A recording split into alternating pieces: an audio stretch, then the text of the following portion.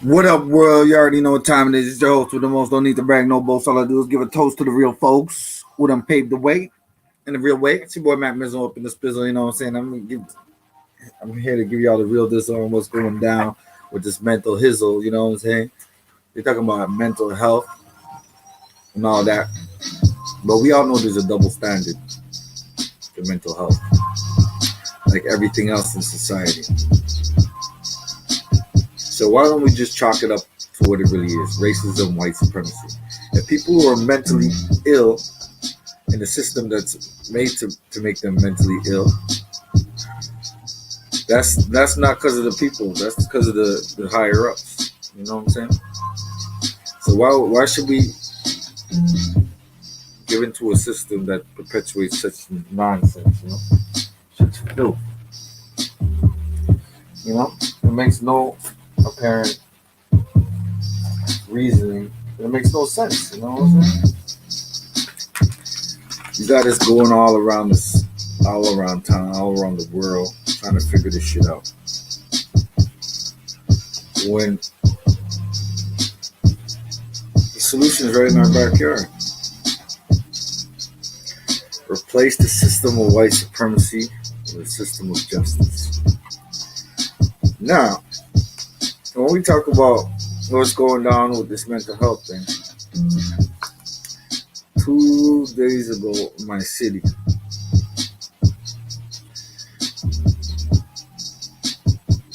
there was a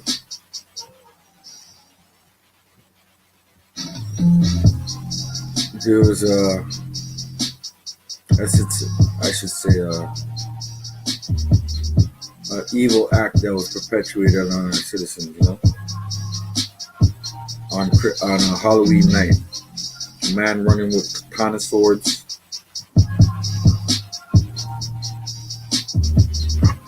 sliced 2 people in the throat,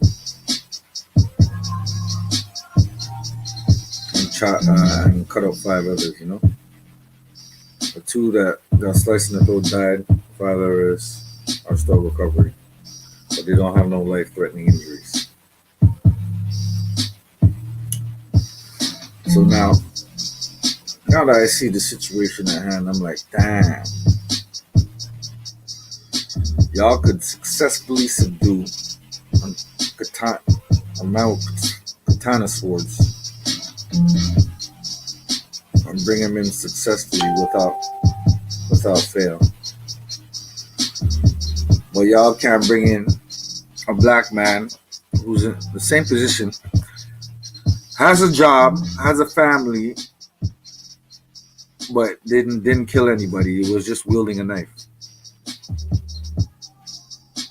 Y'all don't see the double standard in that? Y'all don't see the both sides of the equation in that? It shit got me thinking, how evil is that, you know? Where you can wield katana swords and people call you mentally ill. Or as a black man, you could have a knife and people call you mentally ill. So in one scenario, you get shot. The other scenario, you kill 2 people and you're brought in because you're deemed mentally ill. So let's let me show. I can show you better. I can tell y'all. You know what I'm saying? Let me show y'all what happened.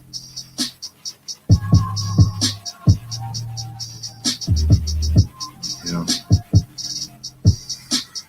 as fucked up as it sounds, both homicides were justifiable. One homicide was justifiable, and the other homicides, to their from their perspective, unjustifiable as well. Because how could you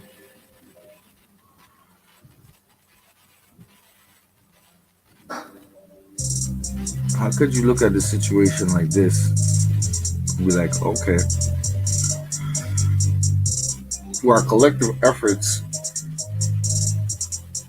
we were able to subdue the man after an hour search, and we arrested him on suspicion of killing people and committing damn near a terrorist act.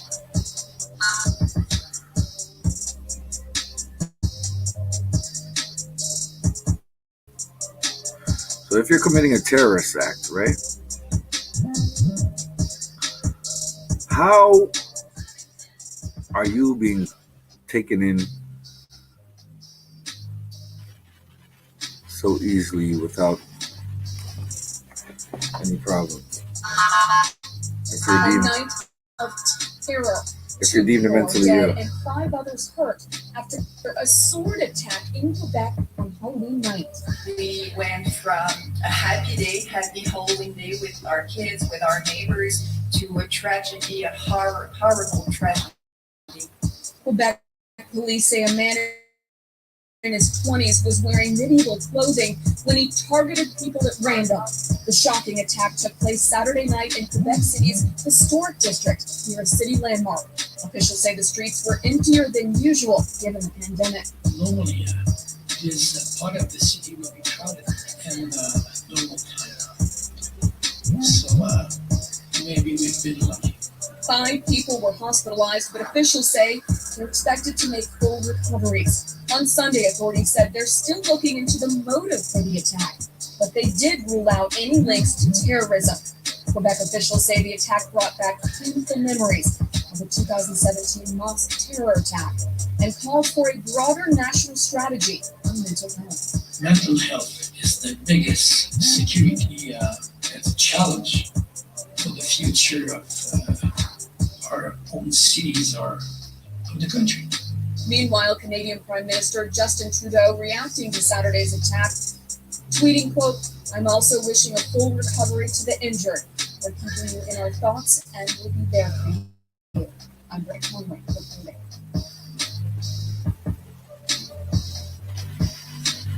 So what does that tell y'all, yo? Where does that leave y'all on this whole equation? Because the black man that was fatally shot by the name of Sheffield Matthews, I was told by his good friend and family neighbor that he was Yaga. While I'm going right now, I'm on live. Wallahi, you know what I'm saying? I want to know if you're on board. Oh, see it. Yeah, I'm talking about this show right now because I just got more information about what happened to the black man, you know? So it's deeper than we think, you know? But yeah, I'm gonna be on. I'm gonna send you the link. Forward. All right, bless. Don't know.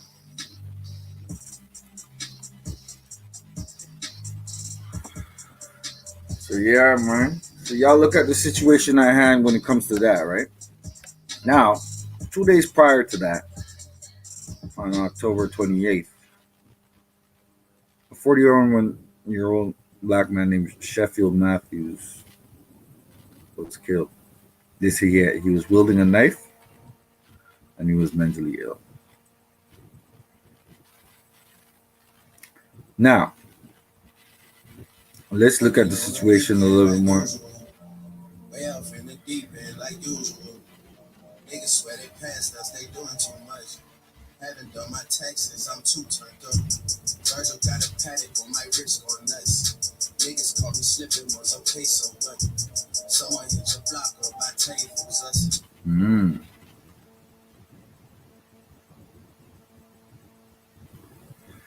So it just goes to show y'all right there, you know, a black man was said to have mental illness, killed no one, ended up dead. White man was said to have mental illness, killed 2 people, injured 5, and ends up being subdued by the police. Now, y'all don't tell me there's a mental there's a discrepancy there, you know. Y'all can't tell me that because I'll let y'all know right away that y'all full of shit. You know what I'm saying? And y'all shouldn't be talking to a real motherfucker like me because I'm the real McCoy. You know what I'm saying? But at the end of the day, it's not even about that. It's about teaching these babies the right way. You know? And how can we do that without seeing seeing our best interests at heart? Seeing what's really, really keeping us from moving forward as a people, you know.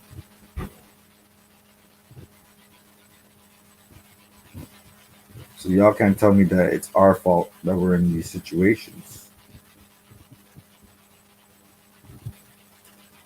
Like like we tell you, the white supremacists look at this as a game of inches. Why would they take a step back and help us when we can't even help ourselves, you know, in these situations? You know, to them it's another black man dead. Chalk that up as a loss, and we gotta keep it moving. Now, was he a good man? Yes, he was. Was he a working man? Yes, he was. So you tell me that you evaluate this man when he got this job to become an old folk, to work with the old folks as an orderly or whatever he was working as. Yeah, an orderly. You know, it's a very stressful job. It's a little strenuous. You know. So when you look at the situation as a whole, you're like, oh, okay, so that's what's going on. You guys killed a black man because he was in a state of crisis, in a situation where he felt depressed, overwhelmed by what society is being thrown at him. A father that gives practically all his money away to his children because he's working with older folks. And that's more and more prevalent throughout the black community because we got less and less jobs, more jobs taking care of people that have the money, which is a discrepancy in the wealth gap right there. You know what I'm saying? So now he has to deal with all this type of pressure on him. And then what happens?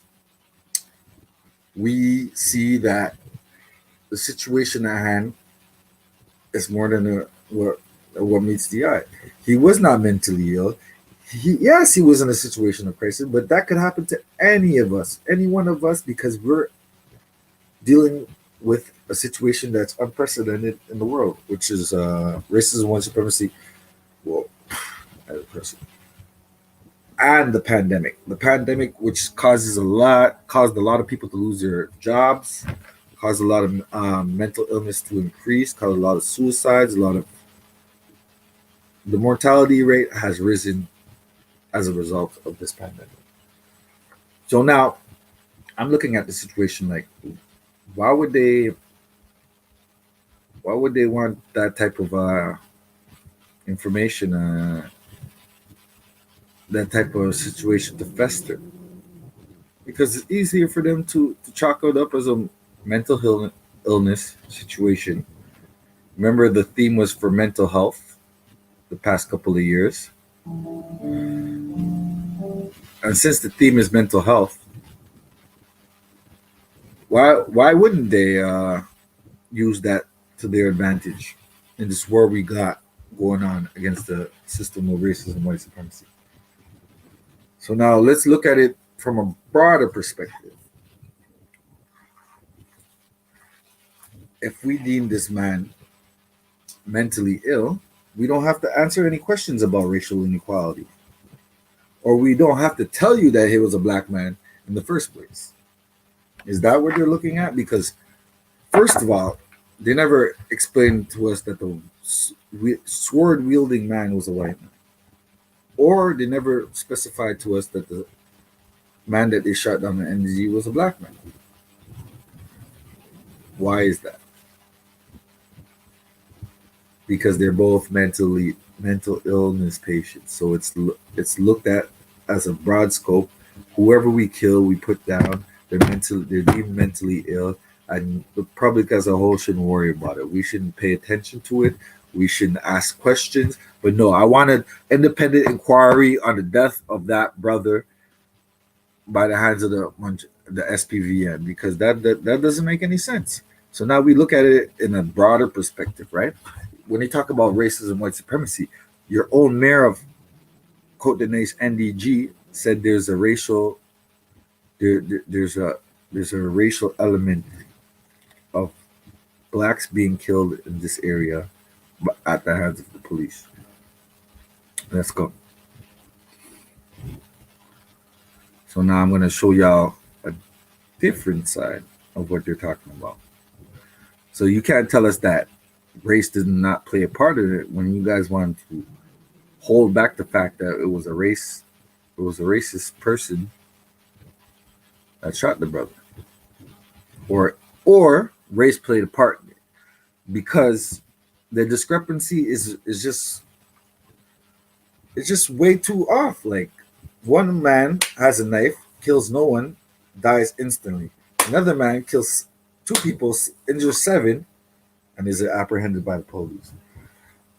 I mean, I don't want no one to die. That's not even the case here. But the case is, why do we not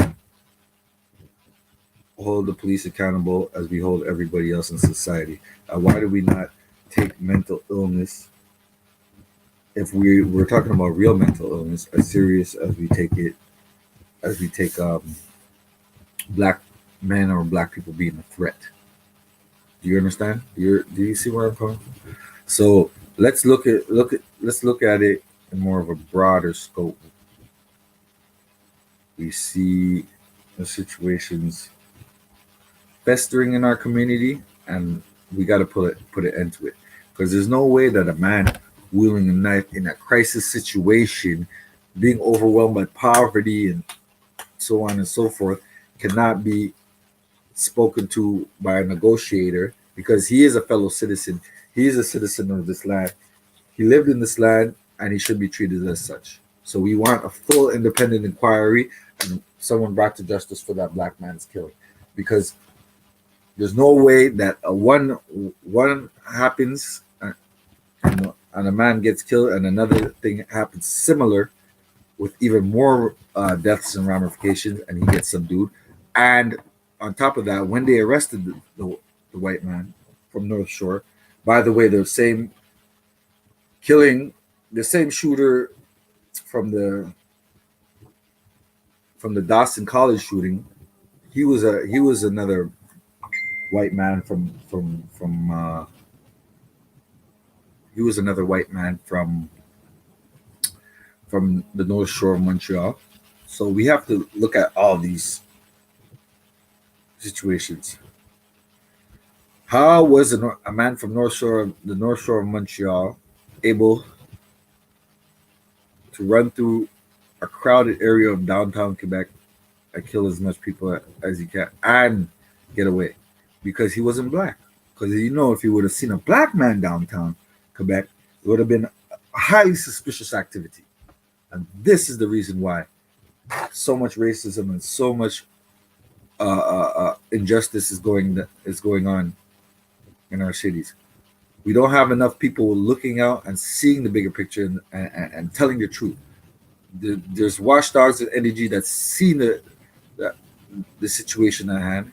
Sheffield Matthews is his name. The black man was shot by police. This is what the mayor of NDG, Cote d'Ivoire, had to say.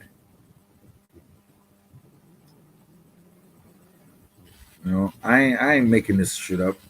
I'm giving y'all the real straight lace, no chase, because I don't fear no man, and I'm harder than nails. So I don't know what these guys are doing or how do they feel like it, but my blood don't pump no fear. I see my son go through and come out like a champion as a baby. So don't ever bring that sucker shit to me, because it's gonna go one way or the other, and it's not gonna go good for you. Remember that. I have the Most High backing me and a whole lot of real McCoys around me. So just know. Identify yourself accordingly and as such. So The Quebec coroner's office identified the black man who was shot and killed by Montreal police officers at NDG Thursday as 41-year-old Sheffield Matthews. Sheffield Matthews. Y'all hear that? His name was Sheffield Matthews, all right?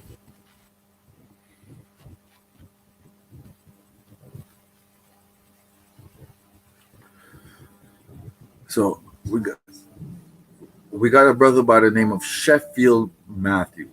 Now we're a 40-year-old brother that was shot by Montreal police. The province's police watchdog known as BEI is investigating Matthews' death. The early morning shooting happened at the corner of Côte Saint Luc Road and West Hill Avenue. According to initial reports gathered by BEI, officers responded to a 911 call about a man in distress. Officers found Matthews, who was holding a knife, approaching their squad car. The officers remained in the car until they saw Matthews approaching the driver of another vehicle. Officers fatally shot Matthews when he charged towards them with the knife still in hand.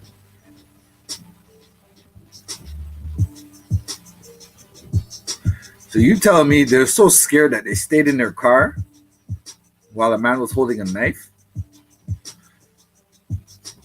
So he approached their squad car holding a knife. Then he approached another squad car holding a knife, and y'all shot him fatally. The BEI is looking to determine exactly what happened.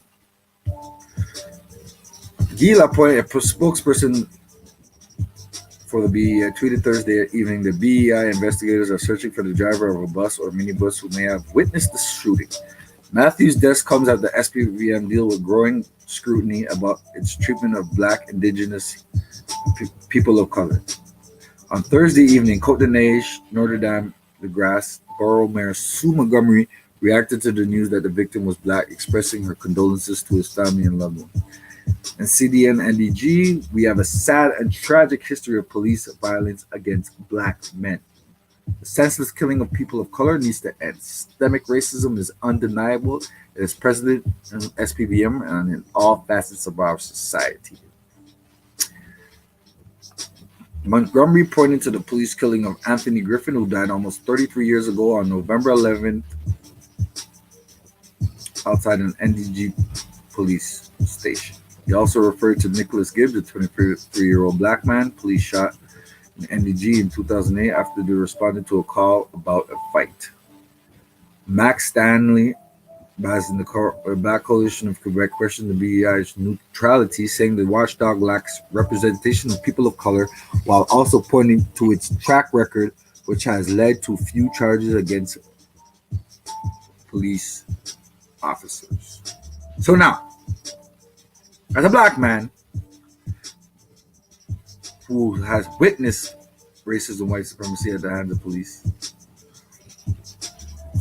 I look at this situation as a little bit more volatile because I'm like, okay, these watchdogs are there only to quell the masses from understanding the truth and really seeking justice.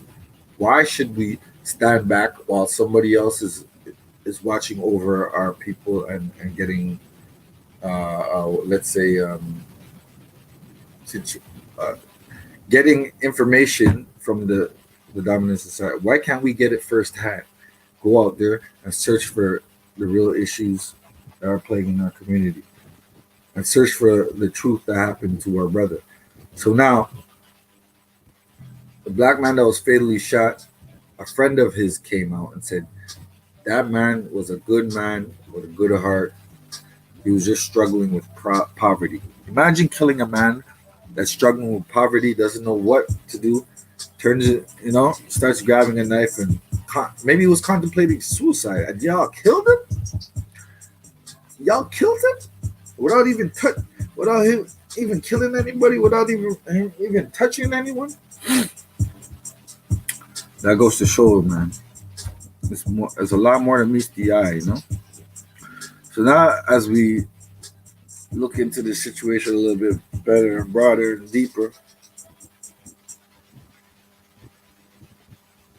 it's safe to say that the police is not there to protect and serve, but they're there to well, you can't say the police. It's this these race soldiers are out here killing our people indiscriminately and giving us the answer that these people that they're killing are mentally ill.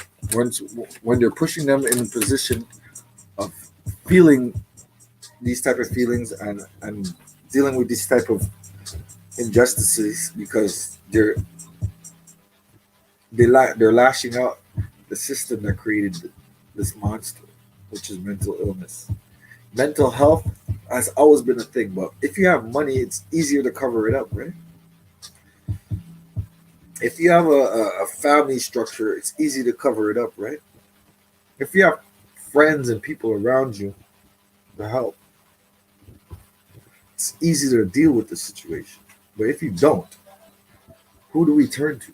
That's why we have to all come together and ask for justice for our brother. This is the third shooting that happened in Coordination NDG.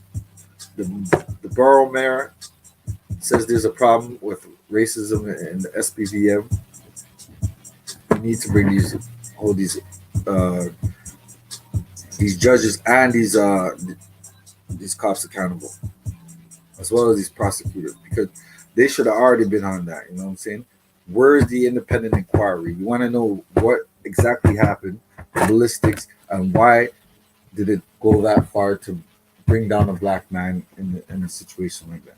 So we're gonna just keep it moving and improving, and we'll show you guys what unfolds at the end. Because these watchdogs, they're not really watchdogs; they're guard dogs. So we gotta watch the watchdogs as overseers. Remember, it was a plantation, the overseer. We gotta oversee the overseer. We gotta be the overachievers. You know what I'm saying? So I'm going out after y'all, SPVM, everybody out there. Let's go hard. Let's see what we can get out of this situation. Because I'll be damned if I see another black man die and nobody's asking for justice. Nobody's asking to go after these people like they're supposed to. You know what I'm saying? This shit is way deeper than we think, and we got to move accordingly. So I thank y'all for listening to me this morning. You know what I'm saying? But who y'all gonna vote for though? You know what I'm saying? Who y'all gonna vote for? Biden or Trump? Because they both perpetuate the same racism that's going on now, and I'm speaking about. So it got to be deeper than we just got to push forward and push for the betterment of our society. But most importantly, we got to push forward for our group, and our group is people that are not non-white. Everybody that's non-white, that's melanated, and they know that the white supremacists created a system of racism called the white caste system, which means when you're black, stay back. If you're brown, stick around. If you're yellow, you're melon. If you're white, take flight. And that's not the way we're supposed to do it. Everybody's supposed to be equal, and there's no way that they can subdue or bring the black man onto their side, the people of color onto their side, without them having the knowledge and know-how of what's going on. So it's way deeper than we think, and we should treat it as such and be more bold and search for more truth in our approaches, because at the end of the day, we all we got, and we always have been all we got, and we all we need, because at the end of the day, we run things. You know what I'm saying? We make the world go round. So let's not stop and bow down to this system of oppression that's been going on for years and years and centuries. It may not happen in our lifetime, but God, by God, I let my ancestors go out, and I'm not fighting for their honor. You know what I'm saying? That'll never happen with my dead body. You know what I'm saying? But I love my people, man. And we all move accordingly. We got to move without the spirit of fear. You know what I'm saying? We got to move with the spirit of righteousness. I understand that everything's gonna be all right once we have the faith, the knowledge, and the know-how, man. Trust is above all, you know. Trust and truth, those are two things that go hand in hand, you know. I always stay true to yourself and to your people around you, you know what I'm saying? But it's real in the field, and we're gonna talk about it, and we're gonna bring it to the forefront, you know. So if y'all don't feel the shit I'm talking about right now, you can go do something else. But I'm just looking at it for the bigger picture. If we let this shit slide, there's gonna be more and more bullshit come down the pipeline, and we don't want that. Like we say, you know what I'm saying? End to all the abuse. Give the indigenous people back their freedoms. Give them back their land. We don't want no more pipelines, and we don't damn sure don't want no more discrimination. It's your boy Mac Mizzle. I'm out this piece. Remember, petition to get these race soldiers arrested and brought to justice. We out here.